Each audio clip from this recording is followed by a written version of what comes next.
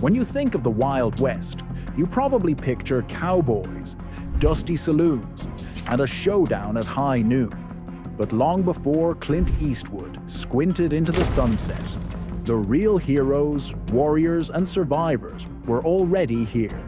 Native American tribes were the heart and soul of the West, shaping its history long before and during the Westward Expansion. In today's video, we're diving into the complex, often tragic, but endlessly fascinating stories of the Native American tribes of the Wild West.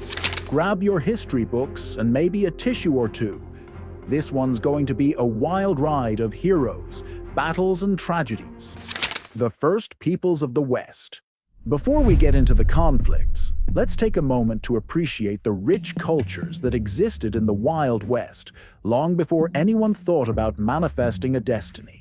Native American tribes had been thriving across the plains, mountains, and deserts for centuries, and no two tribes were quite the same.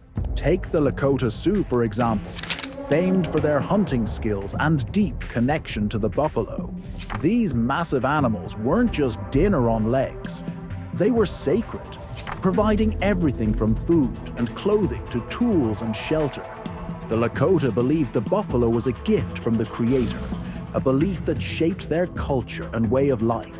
Meanwhile, down in the Southwest, you had the Apache, a fierce and nomadic tribe, known for their lightning-fast raids and uncanny ability to survive in some of the harshest terrains the Wild West had to offer.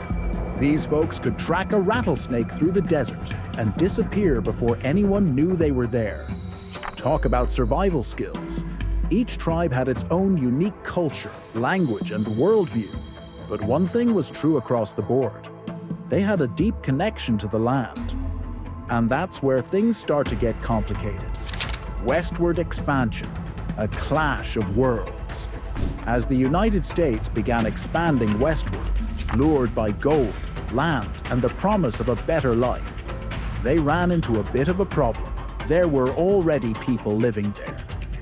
You know, people who'd been there for thousands of years. This collision of cultures didn't exactly go smoothly. To the tribes, the land wasn't something you could buy, sell, or carve up into neat little sections. It was sacred, passed down through generations, and intertwined with their very identity. To the settlers, however, the land was a blank canvas just waiting to be tamed. Manifest destiny. Remember, the US government saw the Native American tribes as obstacles to be removed, and thus began a series of treaties, many of which were broken faster than you can say homestead. And when words failed, violence ensued. The legends of leadership, heroes of the tribes. It wasn't all tragedy, though. This was a time of great Native American heroes, warriors whose names still echo through the pages of history. Sitting Bull, the great Lakota leader, famously led his people in resisting US government policies and played a pivotal role in one of the most famous battles of the Wild West, the Battle of Little Bighorn. Sitting Bull was more than just a military leader. He was a spiritual figure, a symbol of resistance. In 1876, at the Battle of Little Bighorn, he, along with Crazy Horse, led a coalition of Lakota, Cheyenne, and Arapaho warriors to a decisive victory over General George Custer's 7th Cavalry. And by decisive, I mean Custer's last stand wasn't exactly his finest moment. Spoiler alert, he didn't stand very long. Speaking of Crazy Horse, another Lakota warrior whose brilliance on the battlefield is legendary, he was the ultimate tactician, using guerrilla warfare to outwit and outmaneuver his enemies. Crazy Horse wasn't one for fame or glory. He simply wanted his people to be free, to live without the constant threat of invasion. And we can't forget Geronimo, the Apache warrior whose name has become synonymous with bravery and daring. Geronimo led fierce resistance against both Mexican and US forces, and his ability to evade capture was nothing short of miraculous. The man practically invented the "now you see me, now you don't" routine, vanishing into the desert like a ghost. These leaders weren't just fighting for land, they were fighting for their people's way of life, their traditions, and their future.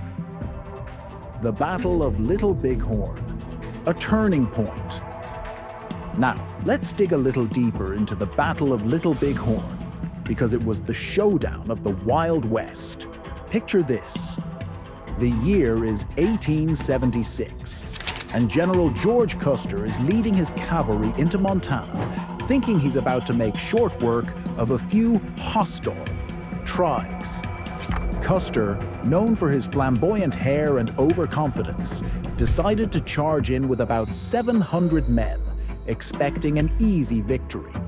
What he didn't expect was to run into thousands of Lakota, Cheyenne, and Arapaho warriors, led by Sitting Bull and Crazy Horse. It was a clash of epic proportions, and by the end of it, Custer and his men were wiped out.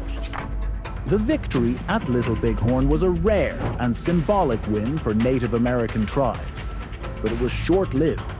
While it boosted morale, it also intensified U.S. efforts to subdue the tribes once and for all. The government responded by sending even more troops, and the Native American way of life was put on the chopping block. The Trail of Tears, a national tragedy. Unfortunately, not all stories from this era are tales of heroism. Some are downright heartbreaking. Case in point, the Trail of Tears. This was one of the darkest chapters in American history, when thousands of Native Americans were forcibly removed from their homelands and relocated to what was called Indian Territory, modern-day Oklahoma. In 1830, the Indian Removal Act was passed, and tribes like the Cherokee, Creek, Seminole, and Choctaw were forced to leave their homes in the southeastern United States. The journey was brutal. Thousands died from exposure, disease, and starvation. And this wasn't a single event. It was a series of forced relocations that lasted for years. The Trail of Tears wasn't just a physical journey. It was a devastating cultural blow. These tribes were being uprooted from lands they had lived on for generations, with many losing not just their homes, but their traditions and way of life. It's a story of unimaginable loss, and a reminder of the lasting impact of these policies. The Ghost Dance, a last hope. As the 19th century wore on, the situation for Native American tribes became increasingly dire. Many had been forced onto reservations, their way of life all but destroyed. But in the late 1800s, a spiritual movement began to sweep through the tribes, a movement called the Ghost Dance. The Ghost Dance was a religious ritual, a form of hope for Native Americans facing relentless oppression. It promised that if they danced and lived according to its teachings, the old world would return. The buffalo would roam the plains again, the white settlers would disappear, and Native American ancestors would rise from the dead. To the U.S. government, however, the Ghost Dance was seen as a dangerous act of defiance. It culminated in tragedy in 1890, when U.S. troops opened fire on a group of Lakota Sioux at Wounded Knee, South Dakota. The massacre at Wounded Knee marked the end of the Indian Wars and the last major conflict between the U.S. military and Native American tribes. Over 200 men, women, and children were killed in what remains one of the most tragic events in U.S. history. Cultural contributions, the enduring legacy. Despite the tragedies, Native American tribes of the Wild West left an indelible mark on American culture. Their contributions to art, language, and spirituality are woven into the fabric of the nation. From intricate beadwork and pottery to powerful oral traditions and stories passed down through generations, the influence of Native American culture is all around us, even if we don't always realize it. Did you know that many of the foods we eat today, corn, squash, beans, were staples of Native American diets long before settlers arrived? and terms like teepee, tomahawk, and even moccasin are borrowed directly from native languages. The cultural richness and resilience of Native American tribes continue to inspire and educate, reminding us of a history that is as painful as it is powerful. Continuing the fight, modern-day heroes. While the Indian Wars may have ended, the fight for Native American rights didn't stop there.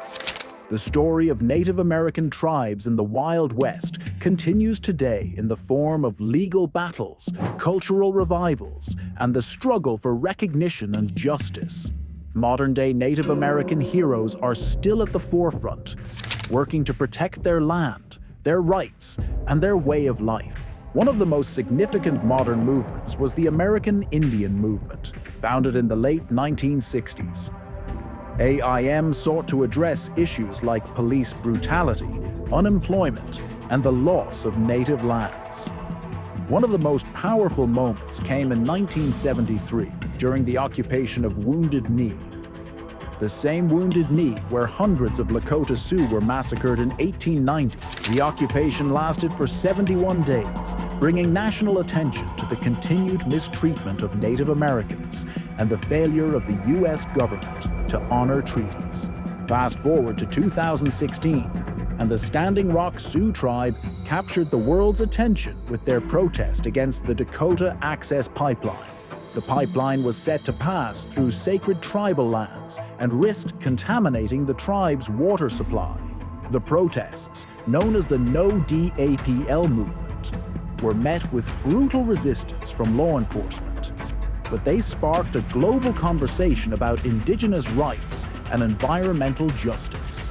Today, Native American tribes continue to preserve their cultures, fight for land rights, and work to overcome centuries of injustice. From language revitalization programs to the establishment of tribal schools, Native Americans are ensuring that their cultures not only survive but thrive in the modern world.